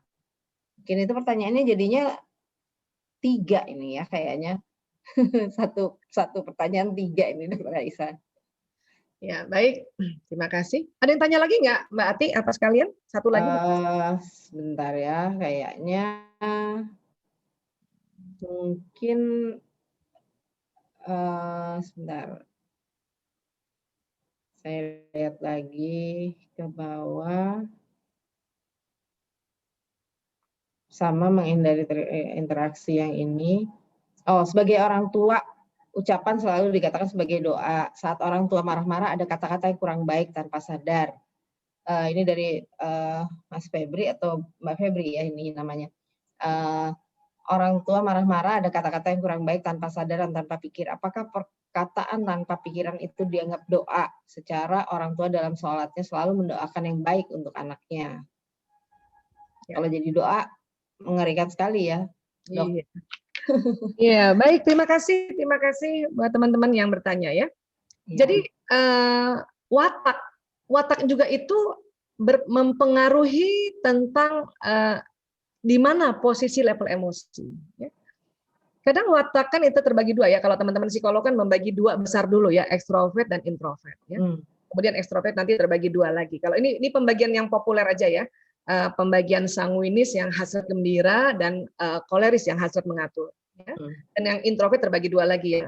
Yang plekmatis yang hasratnya damai dan melankolis hasratnya sempurna kan gitu ya. Nah, orang yang wataknya ekstrovert di dalam level emosi yang tangga tadi itu lebih sering jatuhnya di nafsu amarah tadi. Ya, jadi marah, 3 tuh ciri khasnya, buru-buru, marah, sombong. Itu orang ekstrovert loh. Ya. Nah, kalau yang introvert itu cenderung turun ke level yang lawamah. Ya, orang yang damai, yang selalu terserah atau orang yang banyak pemikirannya apa ya kayak gitu ya, dia turun ke yang lawamah, dia cepat di level fear, takut, termasuk di situ cemas, khawatir dan sebagainya, dan kemudian yang grief, sedih ya, berduka, berlara ya, atau malu di situ juga ada, dan apati ya. Jadi watak ini mempengaruhi di mana level emosi sering jatuhnya gitu. Tapi apapun itu sebetulnya ya itu termasuk sesuatu yang fitrah sebetulnya. Tinggal apakah bisa ya kita cepat-cepat move on kan gitu aja sebetulnya. Cepat-cepat move on karena pada saat seorang ekstrovert apalagi yang koleris ya atau lagi dia wataknya yang kombinasi koleris sanguinis itu kan cepat banget marah ya. Karena dia spontan ya. Tapi terus dia sambil marah terus sambil juga astagfirullahaladzim. Nah, itu berarti dia ikhtiar kan? Ikhtiar. Ya. Nah, orang yang watak introvert pada saat dia di ketakutan ya atau misalnya dia di level fear atau takut, cemas dan sebagainya, tapi dia selalu juga astagfirullah ya Allah, astagfirullahaladzim. Nah, itulah ikhtiar dia gitu. Untuk kemana? Untuk sama-sama masuk ke level yang nafsu mutmainnah. Kalau gitu yang lawamah lebih lama dong naik ke atas, iya. Iya, tapi orang introvert kalau sudah sampai di level mutmainnah, dia agak lama di mutmainnah baru jatuh lagi. Lama dia. Kalau orang ekstrovert, memang nafsu amarah ke nafsu mutmainnah kan lebih cepat tangganya ya. Ya, tapi ya jadi cepat naik juga tapi cepat turun juga gitu. Jadi orang ekstrovert itu cepat marah tapi cepat semangat juga tapi turun lagi cepat marah. Kalau orang introvert ya dari sedih ya dia butuh beberapa waktu, mungkin bukan hanya jam ya, mungkin hari untuk dia masuk naik level atas, misalnya dia bersyukur, tapi di situ cukup lama dia baru untuk turun lagi. Itu kira-kira ya, jadinya kayak gitu ya. Firasat atau intuisi ya. Ini sebetulnya kalau dia dipetakan di kerja otak ya, itu di otak yang kanan. Jadi otak ini kan terbelah 2 ya, kiri dan kanan. Orang selalu bilang yang kiri ini lebih kepada fungsi analytical, analisa. Fungsi bahasa, fungsi hitung-hitungan, fungsi matematika, fungsi keteraturan, fungsi detail, fungsi analisa itu sebelah kiri. Ya, kanan ini otak yang di situ ada intuisi, ada imajinasi, ada visualisasi, ada sintesa, ya, ada musik, ada warna, ada bentuk dan sebagainya. Jadi itu di kanan itu. Ya, intuisi atau firasat itu di kanan. Nah, tapi ini luar biasa ya, Allah membuat sesuatu yang sampai sekarang belum tahu persis apa maksud dari Allah menciptakan. Begini, otak kiri mengatur tubuh yang kanan. Jadi dari otak kiri itu nanti saraf keluar dari sumsum tulang, dia jalannya ke kanan. Dan otak kanan itu mengatur tubuh yang kiri. Jadi saraf kita tuh miring, kiri ke kanan, kanan ke kiri. Makanya kalau ada celah-celahan dasar otaknya miring, itu benar. Selama ini kan kita dasar otaknya miring, ya kita kan marah apa gitu ya. Padahal emang benar. Ya, karena dia jalannya miring gitu. Nah, firasat tadi saya sampaikan kalau dari sisi pemetaan otak, dia kerja otak kanan. Otak kanan mengatur tubuh yang kiri. Jantung, kolbu ada yang di kiri kan? Kolbu di kiri kan? Makanya firasat seseorang ditangkap di kanan, kemudian langsung masuk ke kolbu. Jadi kolbu yang nanti yang merasa. Kolbu ya, kolbu. Walaupun orang selalu bilang hati ya, itu jantung sebetulnya. Jadi kalau ada firasat ini langsung nih, kolbu langsung terasa ya. Dan kemudian membedakan antara firasat dengan negative thinking, kita kembalikan pada Allah. Ya Allah, ini firasat apa negative thinking? Ya, kita istighfar, astagfirullahaladzim ya Allah. Astagfirullahaladzim. Hilang. Ya. Berapa menit lagi muncul. Ya Allah, ini firasat apa negative thinking? Ya Allah gitu. Astagfirullahaladzim gitu ya. Terus hilang. Pokoknya sampai 3 kali dan dia muncul lagi ya bisa jadi itu insya Allah firasat. Tapi negative thinking biasanya kita buang, kita allowing, kita tarik nafas istighfar, dia pergi aja gitu. Paling nggak sampai 3 kali dia udah nggak ada lagi. Itu negative thinking atau pikiran yang negatif. Tapi kalau kok kuat banget ya. Nah, tetapi supaya kita bisa mentaming firasat ini, ya, kadang-kadang kan ibu-ibu ini kan kenceng banget sama anak-anak ya. Saya juga waktu kecil anak-anak tuh tiba-tiba, aduh kenapa ya dia di sekolah kayaknya jatuh ya, gitu.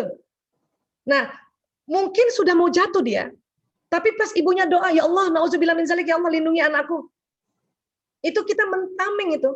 Kan kadang-kadang firasat itu muncul karena itu tadi jalannya energi gelombang dari si anak yang dia mungkin lagi main-main, udah di ujung tanduk mau jatuh, itu ya gelombangnya nyamber ke kita. Ya, tertangkap di meridian otak kanan, kemudian langsung ke jantung dia menilai. Ya. Nah, tapi daripada lama antara mikir ini pikiran negative thinking atau firasat, ya sudah doa dulu. Ya Allah, nauzubillah min zalik. Astagfirullahaladzim. Sama kadang-kadang ibu-ibu kan nggak sengaja gitu, udah pegang baik-baik, piring pecah. Udah pegang baik-baik gelas, dia pecah. Itu langsung, nauzubillah min zalik. Astagfirullahaladzim. Nauzubillah min zalik. Astagfirullahaladzim. Supaya apa? Kita taming itu. Jadi kalau kita udah doa duluan tuh anak udah mau jatuh, nggak jadi jatuh loh. Nggak jadi jatuh.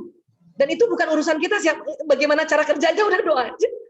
Kenapa? Karena kalau sudah ngomong energi itu nggak ada batasannya, nggak ada dinding itu. Mungkin anak kita kayaknya ada di sebelah. Dan energi kita itu bukan hanya energi murni dari tubuh kita, ya. Nur itu bukan nur cahaya murni dari tubuh kita, malaikat juga sudah masuk di situ. Karena yang bisa menyatu antara manusia dengan malaikat itu dari cahaya kita nih yang berpencar ini itu nggak murni betul-betul dari tubuh kita, itu sudah ada ya malaikat-malaikat yang Allah kirimkan gitu. Ya kan? Nah, itu tadi. Jadi kira-kira seperti itu ya firasat dengan kolbu itu ya. Jadi kolbu ini jantung ya. Ya. Disebut hati juga nggak apa-apa, tapi saya mau bilang kolbu ini bendanya jantung ya, makanya. Nah, terus kalau orang tua gimana? Kadang-kadang kan kita ngomong ya saking capeknya kadang-kadang aduh asal aja ngomong ya. Betul, ya kata-kata itu jadi doa. Namun Allah Maha Adil. Kok Maha Adil Bu Aisyah? Katanya kalau tadi pikiran perasaan kalau kita ucapkan dia nanti keluar dan dia nanti akan terjadi gitu ya. Betul, itu betul. Tapi Allah Maha Adil. Apa Maha Adilnya? Allah membuat waktu tunda. Waktu tunda. Maksudnya apa Bu Aisyah? Kalau omongan yang baik pikiran yang baik, perasaan yang baik, kata-kata yang baik, seketika itu juga jalan. Cep, jalan ke badan langsung set. Tapi kalau omongannya buruk, pikirannya buruk, perasaannya buruk, tidak langsung semerta-merta itu terjadi atau dia jalan gelombangnya. Dikasih waktu tunda. Karena Allah tahu kita itu sering banget ya hilaf. Kita itu sering banget asbun apa jadi ibu gitu ya. Asal gitu ya. Allah tahu bahwa kita ini sering mengeluh. Makanya kalau yang negatif itu dikasih waktu tunda. Berapa lama Bu Aisyah? Kalau beberapa referensi saya baca ya, kalau kita nggak kenal orangnya, itu dikasih waktu tunda 3 jam. Ini lagi bawa mobil ya, misalnya Mbak Ati bawa mobil, tiba-tiba ada yang nyalip, ya motor kayak mobil kayak gitu kan, ya, terus kita marah kan? Nggak ada matanya tuh orang tuh ya, nggak ada matanya tuh ya, sembarangan aja. Ya itu masih tidak akan keluar itu, dan tidak akan kita terjadi seperti itu kalau belum 3 jam. Kita ngomel-ngomel belum sampai 3 jam itu dia belum keluar gelombang kita membawa pesan itu. Tapi kita ngomel lebih 3 jam, maka di jam berikutnya yang nggak punya mata kita nanti. Kita juga yang nyalip-nyalip orang. Karena terjadi. Itu kalau kita nggak kenal ya. Kalau kita nggak kenal itu cepet tuh, cuma 3 jam. Makanya daripada nunggu 3 jam, istighfar aja. Astagfirullahaladzim, ya Allah, astagfirullahaladzim, astagfirullahaladzim, ya Allah, astagfirullahaladzim, astagfirullahaladzim. Ya, nah. Tapi ingat laki-laki ya. Laki-laki itu karena otaknya otak tanggung jawab. Jadi kalau dia ya disalip mobil atau motor, dia pasti marah. Dan tolong fahami itu. Ya, dan laki-laki tambah marah kalau kita bilang sudahlah Pak, sabar, tambah marah itu. Itu laki-laki ya. Ya, karena laki-laki memang begitu. Ya Pak Yosi. Ya, laki-laki itu dia otak tanggung jawab. Dia marah. Kenapa dia marah? Karena hampir celaka dia. Dan dia kan menjaga keamanan istrinya kan. Makanya kita istighfar aja, astagfirullahaladzim, ya Allah, astagfirullahaladzim. Terus kalau boleh puji dong suaminya. Ya Allah Abi, ya Allah Ayah, untung ngeremnya cakep banget, ya Allah. Dan sering suami marah sama istri itu karena kita udahlah. Itu marah loh. Atau kita suruh istighfar dia, istighfar Abi, istighfar Ayah, istighfar. Wow. Ya, istighfar. Dia tersinggung. Loh, kenapa harus istighfar? Gue marah karena ini bahaya kan gitu. Ya kan? Nah, jadi kita aja yang istighfar. Astagfirullahaladzim. Saya ingat jantung kita kan nanti terkena sama dia kan. Astagfirullahaladzim. Saya dulu juga salah tuh. Berantemnya gara-gara itu. Udahlah ya, udah ya. Apa udah? Nggak bisa dong udah. Oh, astagfirullahaladzim. Tambah marah dia. Ya, makanya sekarang setelah tahu, astagfirullahaladzim ya Allah. Terus kalau bisa pro sama suami. Ya. Kalau suami bilang, nggak ada matanya tuh orang itu. Betul Mas, nggak ada matanya orang itu. Wah, gitu caranya. Itu suami jadi bangga. Wah, saya didukung oleh istri. Begitu ya. Nah, ya, itu soal kalau suami di dalam kendaraan kesel karena ada yang nyalip. Oke? Nah, sekarang Bu Aisyah kalau saya keselnya atau marahnya sama teman kerja kah, sama tetangga dan sebagainya, itu waktu tundanya berapa hari? 3 hari. Kesel sama tetangga 2 hari nggak apa-apa, Bu? Ya, untuk tetangga nih taruh mobil di depan kita, dia kayak nggak punya garasi aja, 2 hari boleh Bu. Tapi lebih 3 hari, maka kita nanti yang taruh mobil sembarangan. Makanya zaman dulu ingat nggak, Mbak Ati zaman dulu ingat nggak, kita kalau musuhan sama temen nggak boleh 3 hari kan? 3 hari. Nggak boleh 3 hari kan? Itu waktu tunda itu. Kalau sampai hari keempat musuhan sama temen itu, makanya kekesalan kita sama temen jadinya kena kita ntar. Oh. Ya. Kalau sama keluarga dekat, ya kalau sama keluarga dekat, anak kah, istri kah, suami, bapak, ibu, mertua, ipar, adik, kakak, Allah kasih waktu tunda 3 bulan. Masya Allah. Saking Allah tahu kita suka asal bunyi, ya. Ini kamu anak nih nggak tahu diri, ini nggak tahu nggak. Oh, astagfirullahaladzim. Untung istighfar. Tapi pada saat itu juga belum istighfar, itu ya belum keluar itu. Dia belum menarik peristiwa yang tambah kacau. Tapi kalau terus-terusan kita marah sama anak ini, ya tanpa kita jeda dengan istighfar 3 bulan, hati-hati bulan keempat kejadian. Itu. Termasuk sama suami, termasuk sama bapak ibu, termasuk sama adik kakak. Jadi Allah tahu kita semakin dekat hubungan kita, semakin susah untuk merilis dengan cepat dibanding orang yang nggak kenal. Itu. Ya, makanya ada kesempatan. Cuman saya nggak mau tunggu 3 bulan, takut lupa. Kesel sama suami, udah 3 bulan belum ya? Udahlah istighfar aja langsung cepat. Astagfirullahaladzim, daripada gua 3 bulan. Atau kita misalnya ya curiga sama suami, jangan-jangan ya ada sekretaris yang suka sama dia. Astagfirullahaladzim, astagfirullah. Jangan sampai 3 bulan tuh. Terus-terusan 3 bulan begitu, bulan keempat kejadian.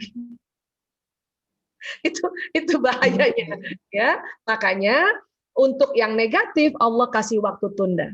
Tapi untuk yang positif langsung jalan. Tapi Bu Aisyah, saya udah prasangka positif, kok nggak kejadian-kejadian? Bisa jadi kita ragu waktu prasangka positif. Kita bilang sama anak kita ya Allah, walaupun anakku santai-santai belajar daring, insya Allah semua ujiannya bagus. Itu udah bagus kan kita ya? Itu langsung keluar loh. Tapi pas lagi keluar, terus kita ngomong gini, apa iya ya? Masa sih? Santai-santai, leye-leye bisa tugasnya atau nilainya bagus, masa. Nah, masa si kita ini, si ibu ini atau orang tua itu ya memberhentikan ya prasangka positif tadi. Berhenti dia ngawang-ngawang di udara, di langit, di alam semesta. Banyak banget kalau kita bisa pakai foto aura, itu doa orang ngawang-ngawang, doa orang tua ngawang-ngawang itu.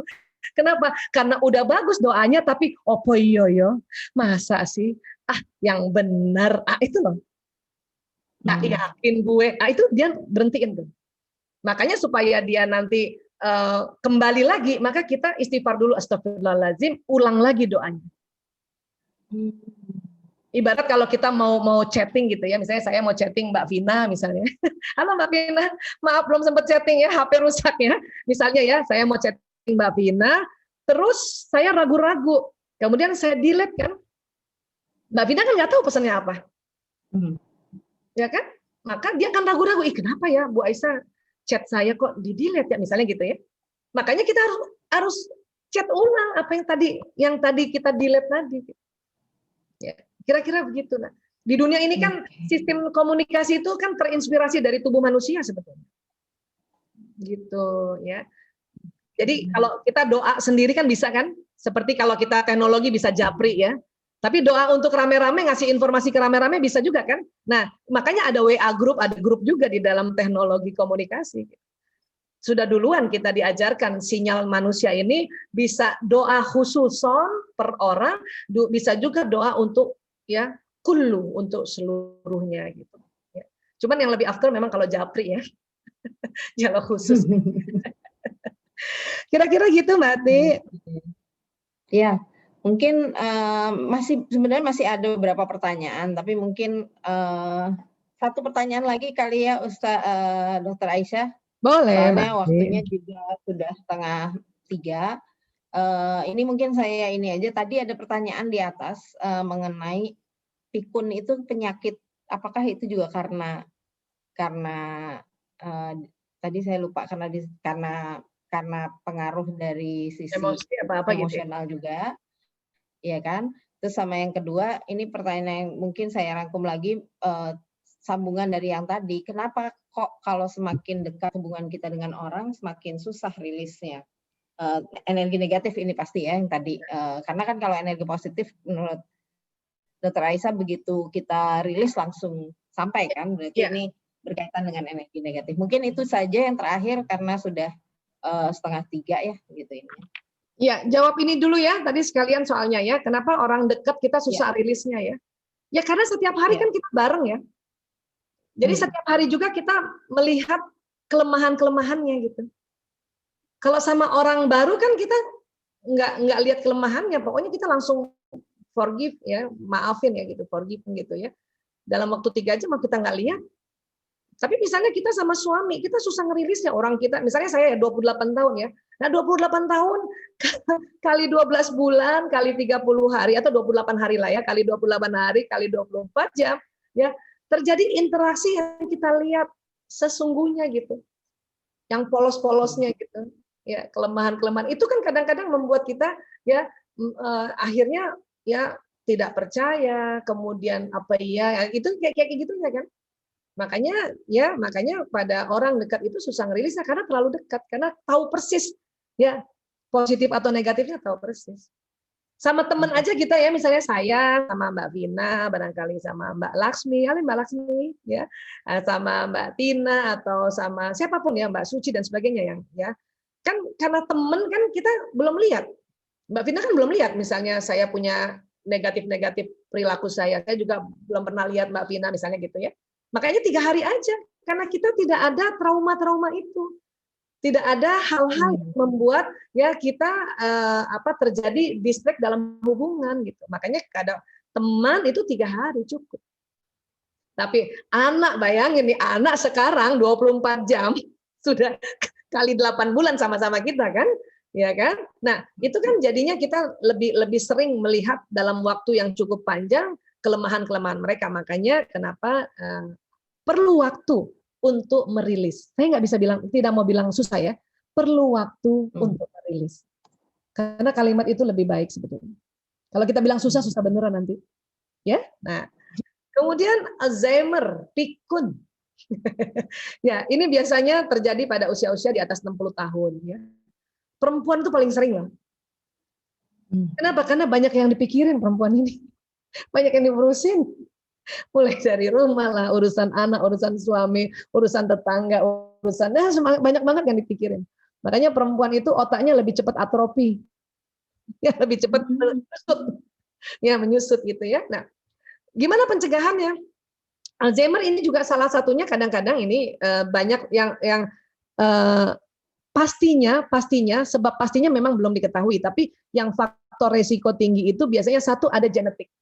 Kalau kita lihat ada orang tua kita dan masih hidup ya, di atas 60 masih hidup dan kok dia pikun ya, itu hati-hati loh, kita bisa juga. Seperti itu Alzheimer. Ya. Atau dia juga punya penyakit-penyakit kronis misalnya hipertensi, diabetes. Kalau tidak tertangani masih muda ini dengan terapi yang benar, terapi yang tepat, itu bisa membuat ya terjadi perubahan metabolisme tubuh yang terlalu lama akhirnya Alzheimer. Ya. Atau pernah sakit misalnya atau kena virus yang kena ke otak atau benturan trauma kapitis itu juga resiko tinggi. Ya. Nah, supaya mencegahnya itu tadi tahu nggak ada turunan nggak? Oh kalau nggak ya alhamdulillah ya. Terus punya hipertensi nggak? Iya kayak saya punya hipertensi ya sudah minum obat hipertensi yang teratur. Makan juga diatur gitu. Terus apalagi yang bisa membuat kita mencegah Alzheimer ya? Rajin ngasah otak. Caranya gimana? Kalau sekarang itu udah disepakati dan sudah ada penelitian, kalau setiap hari baca Quran, maka resiko Alzheimer sangat rendah. Penting banget, penting banget. Ya. Kedua, apalagi kerja sosial.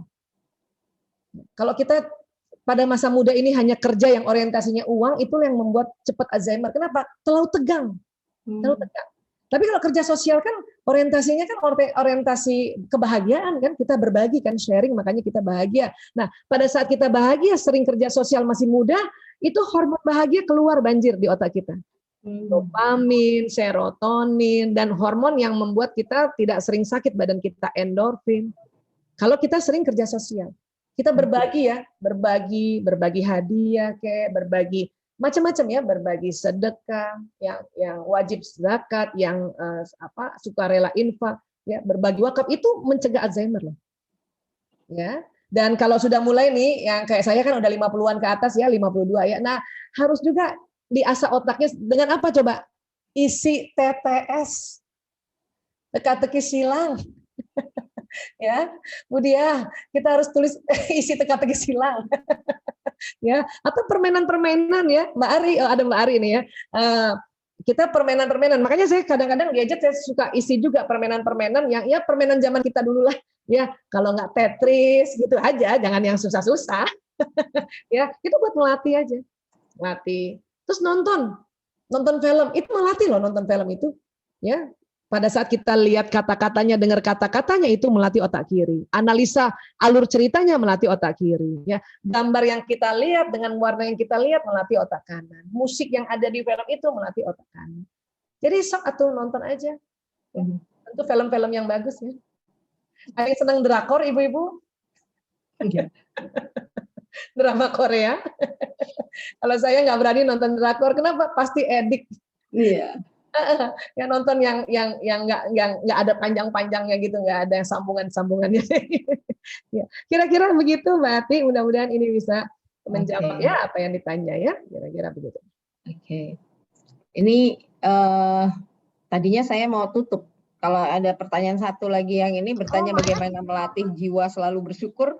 Kayaknya ini soalnya berkaitan dengan soul-nya dari pembicaraan Dr. Aisyah. Sabar dan syukur. Gimana caranya kita melatih sabar dan syukur kita? Sekalian aja, karena ini cuma bersyukur yang ditanya. Ya, dilafazkan. Tadi melatih itu. Alhamdulillah. Terus setelah dilafazkan, terus bayangin ya, alhamdulillah itu jalan di badan, terus dia terekam di jantung. Coba deh, rasakan deh. Coba teman-teman, hamdalah coba. Ya, kondisi sekarang teman-teman semua sekeluarga sehat walafiat. Coba rasakan itu dan say, alhamdulillah ya Allah, keluarga kami saat ini sehat walafiat. Itu dilafazkan kan?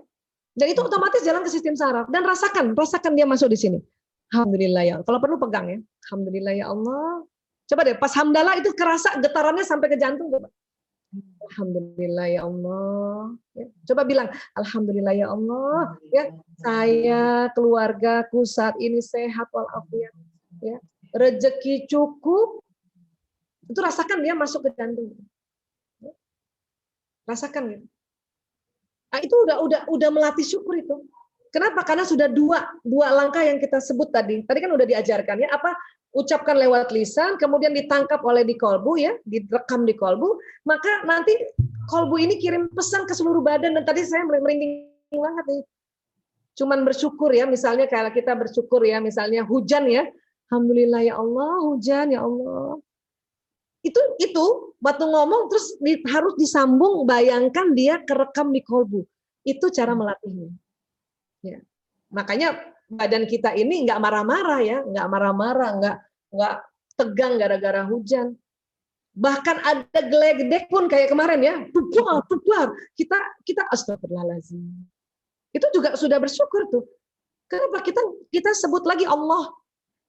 Coba nggak langsung bersyukur, ada geledek, langsung copot geledek itu mata jadinya. Atau marah ya, ini siapa sih nih? Oh siapa orang itu? Ya itu ciptaan Allah lewat alam semesta ini, siapa yang mau dimarahin gitu? Astagfirullahaladzim ya Allah, innalillahi wa inna ilaihi rajiun. Nah itu latihnya dari situ, latih melafazkan apa-apa yang ada Allahnya.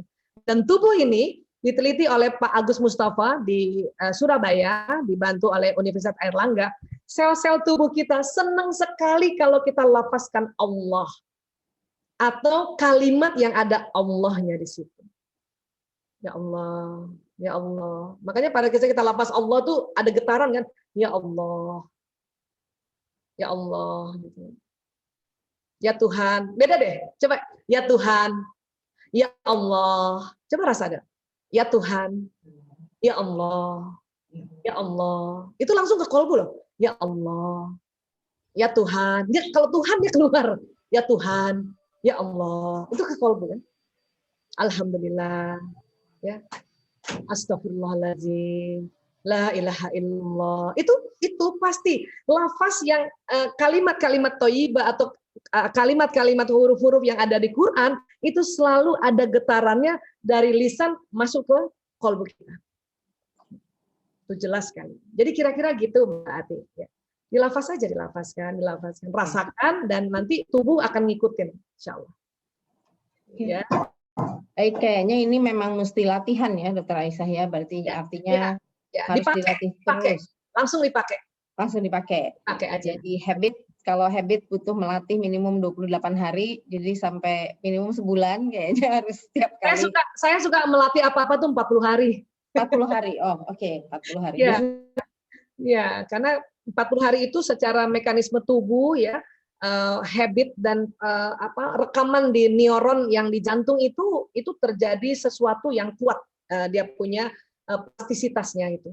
Jadi Oke, baik kalau gitu saya sedikit tutup dengan summary aja bahwa untuk tetap menjaga sehat jasmani rohani di masa pandemi ini kuncinya adalah jaga pikiran dan emosional kita. Tentunya seperti kebersihan fisik segala macam sudah harus dipenuhi ya. Jangan sampai cuman menjaga pikiran dan emosional, sementara kita abaikan kebersihan fisik dan sebagainya. Dan untuk memanage emosi kita adalah satu rumus bahagia untuk kita melakukan sabar plus syukur, pasti sebenarnya orang akan bahagia kapan saja. Di mana saja. Tadi kayaknya kapan saja, di mana saja, jadi kayak Coca-Cola mungkin ya. Betul banget. Jadi dan sabar itu artinya harus menahan sebenarnya ya. Jadi bukan menekan. Bukan menahan. Ya, jadi kesalahan yang mungkin kita sering artikan sabar itu sabar. Jadi seakan-akan kita harus menekan emosi kita, padahal sebenarnya hanya menahan. Menahan, tapi pada saat menahan kita memanage dia naik ke atas. Menahan dan rilis dia naik ke atas. Artinya menahan supaya tidak ekspresif. Jadi anak nggak disembur, suami nggak disembur, jadi kita tahan. Tapi tahannya harus melakukan itu tadi, astagfirullahaladzim. Karena kalau kita menahan tidak istighfar, dia menekan namanya. Dia supresif. Ya. Jadi kuncinya menahan adalah dengan taus atau mengingat Allah lah ya. Yes, ya betul. Jadi saat kita menahan, kita harus melakukan manajemen emosi, istighfar, taus atau menghela nafas. Mungkin itu kurang lebih yang saya pikir menjadi esensi dari pembicaraan hari ini, dan mudah-mudahan bermanfaat bagi kita semua, terutama untuk Dr. Aisyah. Tetap sehat, tetap bisa memberikan pencerahan buat kita semua, dan ilmunya bermanfaat. Mudah-mudahan Dr. Aisyah bisa nutup dengan doa kafaratul majelis dengan atau doa untuk kita semua juga, supaya apa yang dilakukan hari ini mungkin bermanfaat bagi kita dan dicatat menjadi orang yang mencari ilmu dan malaikat hadir di antara kita semua. Ya. Saya biasanya kalau ada satu komunitas ada bapak-bapak yang harus doa. Karena sinyalnya, kalau sinyal doa tuh kenceng bapak-bapak. Kalau kita campur kayak gini. Iya, kalau gitu Ahyani nih sekarang gilirannya untuk jadi juru doanya Ahyani. Ayo, Mas Yani. Nggak Habib ya. Ada Kiyosi. Alhamdulillah. Aduh, nggak bawa kebetannya untuk baca doa. Saya tuh ada kayaknya. Bahasa Indonesia, doanya bahasa Indonesia nggak apa-apa. Ya, bismillahirrahmanirrahim. Assalamualaikum warahmatullahi wabarakatuh. Waalaikumsalam warahmatullahi wabarakatuh. Jazakumullah khairan khasiran untuk bapak-bapak, ibu-ibu yang telah hadir dalam kajian virtual, kajian online dari Majelis Ilmu Miftahul Jannah. Wabil khusus untuk Dr. Aisyah Dahlan yang telah memberikan pencerahan ya kepada kita, enlightenment. Saya ya biasanya saya tugasnya sebagai MC ataupun host saja, bukan kapasitas baca doa. Tapi mungkin kita buka dengan membaca Al-Fatihah. Semoga kajian virtual pada hari ini membawakan keberkahan buat kita semua. Al-Fatihah. Bismillahirrahmanirrahim. Bismillahirrahmanirrahim. Alhamdulillahirabbil alamin, arrahmanirrahim, maliki yaumiddin. Iyyaka na'budu wa iyyaka nasta'in. Ihdinas siratal mustaqim. Siratal ladzina an'amta 'alaihim ghairil maghdubi 'alaihim waladdallin. Kemudian untuk doa-doa selanjutnya saya melihat Akhi Aryesta mungkin lebih banyak berpengalaman dalam membacakan doa-doa, jadi saya serahkan kepada Akhi Aryesta untuk melanjutkan. Tafadhol Akhi Aryesta. Baik, mari kita berdoa ya sebagai penutup. Auzubillahi minasyaitonirrajim. Bismillahirrahmanirrahim. Allahumma sholli sholatan kamilatan wa salim salaman taman ala sayyidina Muhammad lasitan halu bil uqad wa nuqrab wa duqta bil hawi sutanal bil hafas wa hafatim fikul ilaman. Ya Allah, ampuni dosa kami perbuatan sengaja dan tidak kami sengaja, dosa kami tampakkan dan kami sembunyikan, dosa kami kecil maupun besar, dosa kami terdahulu kini maupun yang akan datang. Ya Allah ya Tuhan kami, terima kasih atas nikmat-Mu hari ini, kami telah diberi pencerahan, banyak ilmu yang kami dapatkan, dan berilah kami kemampuan untuk memahaminya, dan berilah kami kemampuan untuk mengaplikasikannya, sehingga berguna, bermanfaat bagi hidup kami dan keluarga barokah. manfaat dunia akhirat. Rabbana arzulamna anfusana wa lam taghfir wa tarhamna lanakunanna minal khasirin.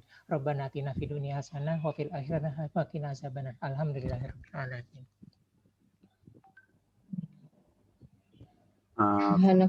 Subhanakallahumma bihamdi asyhadu alla ilaha illa anta astaghfiruka wa atubu ilaik. Demikian mungkin acaranya pada hari ini. Terima kasih atas semua yang hadir. Mudah-mudahan nanti ketika ada acara lagi bisa sambung. Dr. Aisyah tetap sehat, walafiat. Amin ya Allah. Tetap bisa berbagi ilmu agar lebih banyak yang tercerahkan dan mudah-mudahan negeri ini menjadi negeri yang selalu bersyukur pada Allah atas semua karunia yang diberikan. Atas nama panitia kami mengaturkan mohon maaf apabila ada yang kurang nyaman bagi teman-teman yang hadir saat ini. Sekali lagi tetap sehat dan mudah-mudahan bermanfaat. Assalamualaikum warahmatullahi wabarakatuh. Terima kasih Bu Aisyah. Sama-sama Mbak Lasti. Terima kasih Bu Aisyah. Terima kasih Ati, Yani. Nanti kalau misalnya ini mau foto dulu.